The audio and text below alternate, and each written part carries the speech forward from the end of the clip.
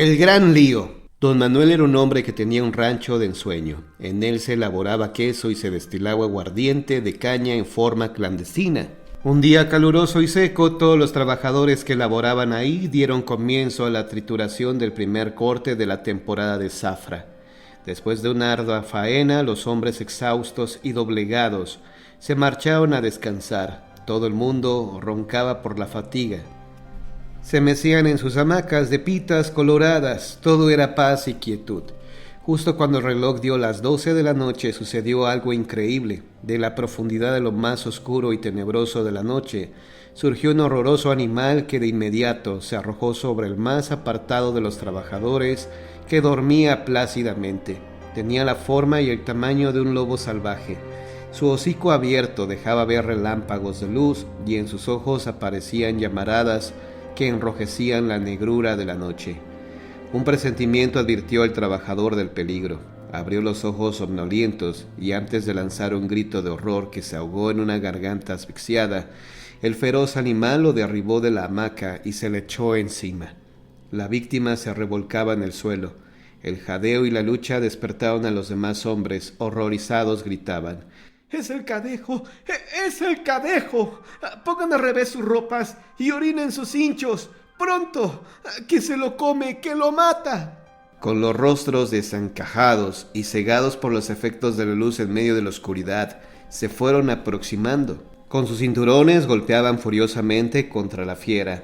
El castigo empezó a operar una curiosa metamorfosis en ella, bestia, que ahora se hallaba a merced de sus captores. Poco a poco el lobo se transformó en un ser humano, cuya voz suplicaba piedad, cubriéndose el rostro con las manos que escurrían lágrimas y sangre. ¡Ya no me peguen, muchachos! ¡Soy Jacinto, el del pueblo! ¡Por favor, ya no me peguen! ¡Por favor! ¡Perdón! ¡Perdón! Todos estaban estupefactos y al mismo tiempo enojados. Las súplicas y el llanto iban ganando la calma de los verdugos, mirándolo con repugnancia. Uno de los hombres más enojados gritó: ¡Estúpido! ¡Eso te pasa por andarte haciendo pasar por el Cadejo! ¿Ves lo que te deja la magia negra? Todo el pueblo se enteró del acontecimiento y Jacinto cayó en el desprestigio. Se cuidó de no volverse a meter en aquellos asuntos parapsicológicos. Ni siquiera él podía explicar esa transformación en su personalidad. Cuenta la leyenda que el Cadejo era un feroz animal con cuernos y ojos rojos que acostumbraba a perseguir a los ebrios.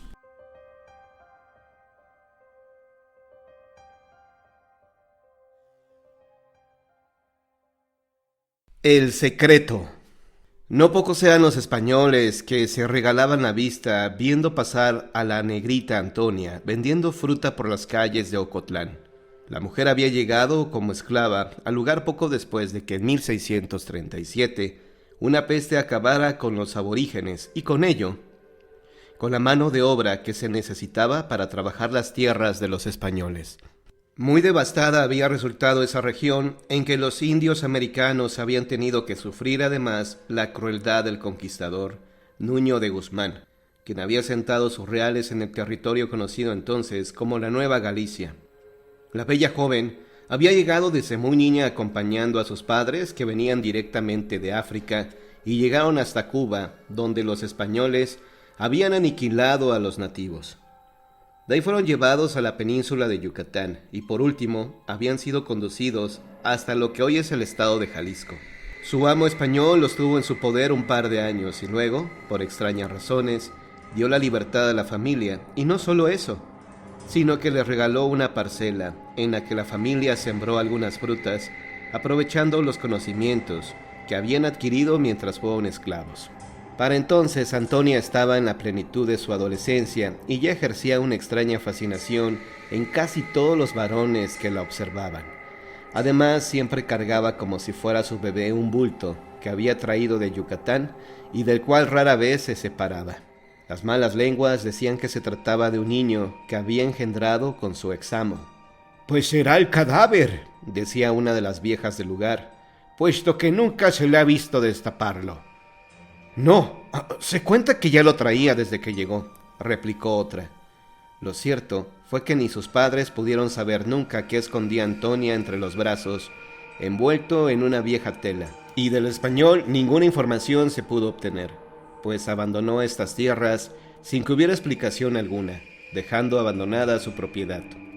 Un malhado día, don Ruy Baltasar, un funcionario menor de la Alcaldía Mayor de Poncitlán, a la que pertenecía Ocotlán, se dedicó a contemplar la bella figura de la negrita Antonia, mientras bebía jerez en la calle, acompañado de algunos españoles que había ido a visitar, y de inmediato se quiso enterar de todo lo referente a la huérfana. Enterado de todo lo que se sabía de Antonia, decidió que una vez concluidos los trámites que la habían llevado a Ocotlán, la abordaría en su mismo domicilio. Estaba decidido a hacerla su esposa. Al día siguiente, se apersonó en la pequeña huerta de la negrita Antonia. Quitándose el sombrero, saludó. «¡Hey, buenas y santas tardes tenga la señorita!». La muchacha lo miró extrañada a través de la ventana de su cocina, en la que guisaba el almuerzo. «Buenas tardes», respondió muy seria. «¿Tendría usted la bondad de dejarme pasar? ¿No negará usted un vaso de vino a un sediento caminante que debe emprender el camino hasta Poncitlán?». Antonia miró de arriba a abajo la vestimenta de regular calidad del hombre y, aunque desconfiaba, lo dejó pasar. Lo primero que el hombre vio al entrar a la estancia fue un gran crucifijo. «Oh, ya veo que este es un lugar santificado». Antonia salía de la cocina y se acercó a la mesa llevando un vaso de barro lleno hasta la mitad con vino, el cual el hombre apuró apenas se hubo sentado. Se limpió los bigotes con los dedos y se quedó mirando el bello rostro de la anfitriona mientras sonreía socarronamente.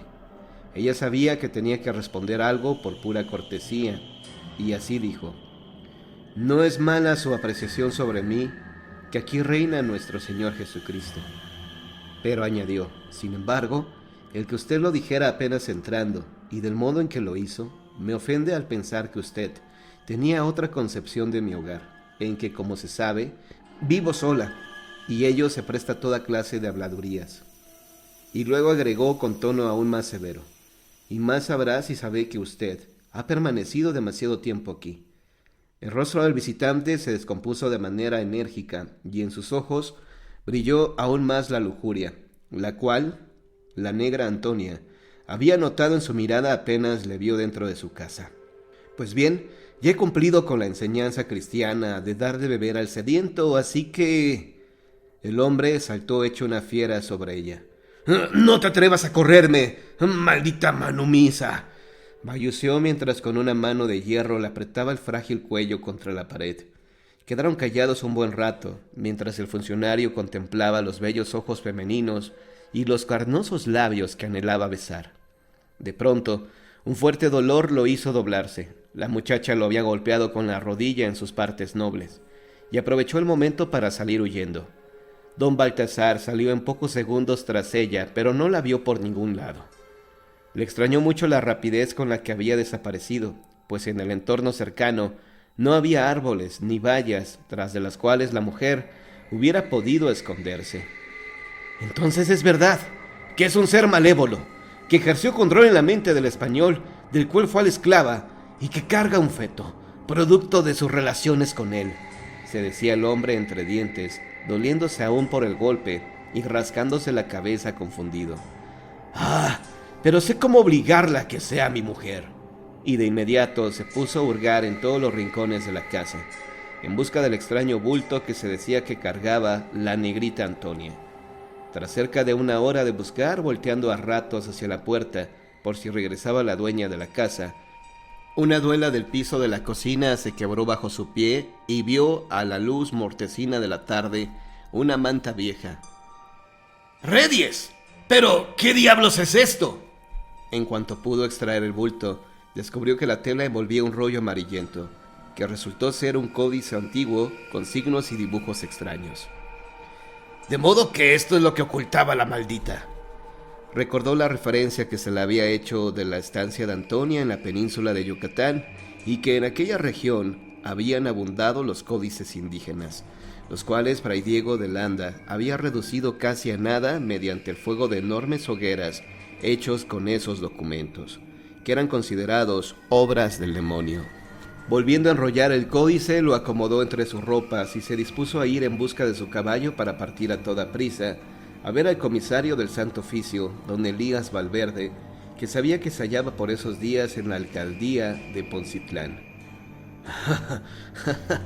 Ya veremos cómo arde en fuego este hermoso cuerpo, y todo por haberme despreciado la infeliz. No obstante, detuvo su camino en medio de los árboles cuando creyó ver a la negrita Antonia correr hacia la espesura. No, masculló y se remordió una punta del bigote. Creo que primero trataré de llegar a un acuerdo con ella. Sería un desperdicio que tanta hermosura fuera a parar al infierno. Trató de andar entre la hierba a caballo, pero pronto tuvo que desmontar y seguir a pie. La luz de la luna ya se mezclaba con la poca claridad que el sol moribundo daba a aquel paraje. Poco a poco todo fue quedando en penumbras y de pronto don Rui Baltasar creyó escuchar ruidos extraños provenientes de las sombras. ¡Antonia!, gritó fieramente para alejar el miedo y al mismo tiempo acarició la empuñadura de la daga que pendía de su cinturón. Tengo en mi poder lo que mucho atesoras, si no quieres que llegue a las manos de la Santa Inquisición. Entonces, un resplandor se vio a lo lejos. Era la negra Antonia, quien se acercaba con una antorcha en la mano. El funcionario español quedó aún más asombrado por su belleza, que tenía algo de diabólico a la luz de las llamas. ¡Qué demonios! ¿Acaso no tiene usted curiosidad por ver hasta lo último de ese códice? ¡Depravada! ¿No sabes que esto te puede llevar a la hoguera?, dijo el hombre agitando el rollo ante la nariz de Antonia. De modo que si no quieres ir a parar ante el tribunal de la Inquisición, deberás ser mi mujer. De ningún modo. Por mí puede llevarlo a los inquisidores, pero ¿no quiere al menos saber antes qué hay en ese papel? Yo gustosa se lo habría mostrado si usted me lo hubiera pedido, pero fue usted tan impulsivo y necio. El español desenrolló el códice de golpe. Pero, ¿qué puede haber aquí sino basura? Signos y rayones que no entiendo. Y exclamando esto, echó un nuevo vistazo al códice. ¿Lo ves? Idioteces. Y ni siquiera creo que sea cosa del demonio, pero ellos bien que lo consideraban así. De pronto descubrió un dibujo que le llamó vivamente la atención. En uno de los extremos del documento, pero... ¡No, un momento! ¿Quién es este que...? Fue lo último que dijo. Los pájaros abandonaron los árboles espantados por un alarido de muerte.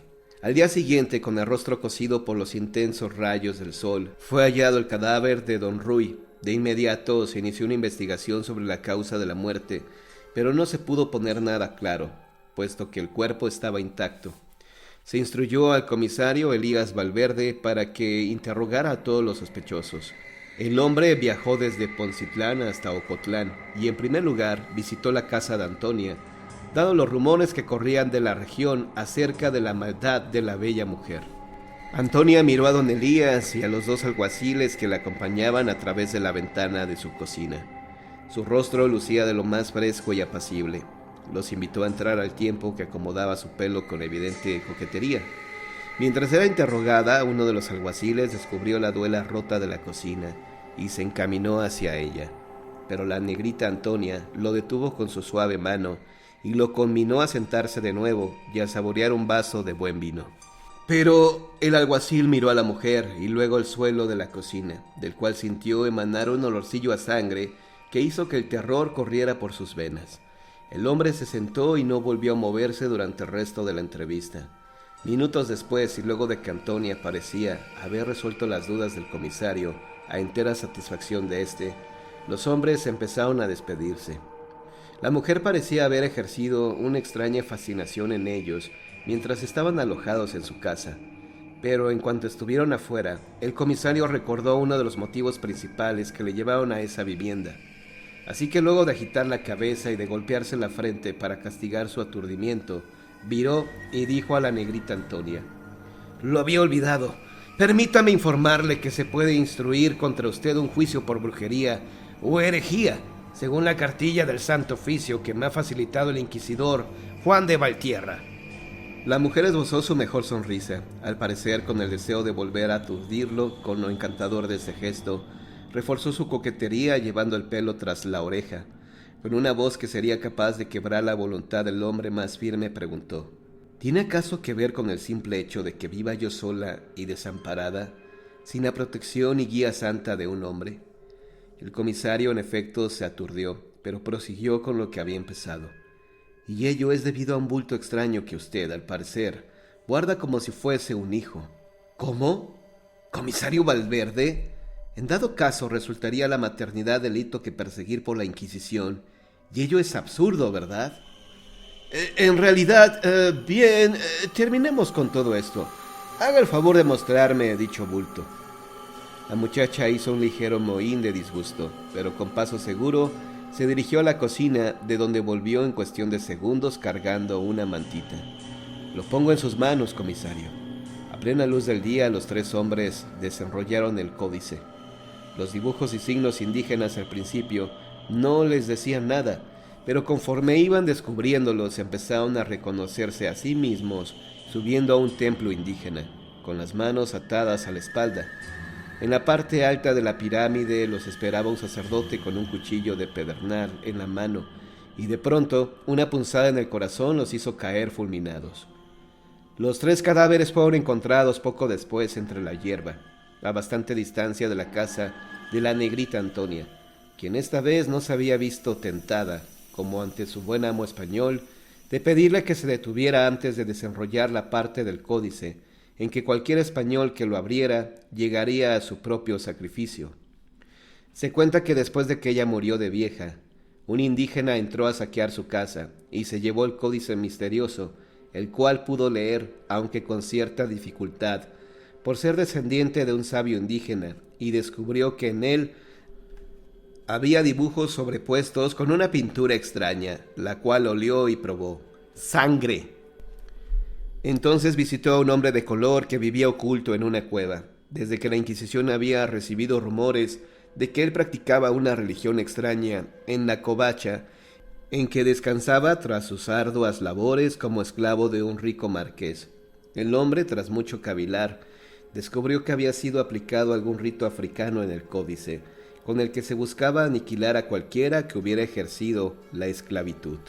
Cuando las autoridades españolas descubrieron su escondite, lo apresaron junto a la indígena que le había llevado el códice de la negrita. Pero de este documento no se supo nada ni se volvió a hablar de él en mucho tiempo, hasta que se dio un acontecimiento relacionado con aquel extraño fetiche: la muerte del inquisidor Juan de Valtierra en su casa, luego de que, según informó su esposa, se había encerrado en sus aposentos para abrir un extraño paquete que había sido dejado a las puertas de su casona en Guadalajara.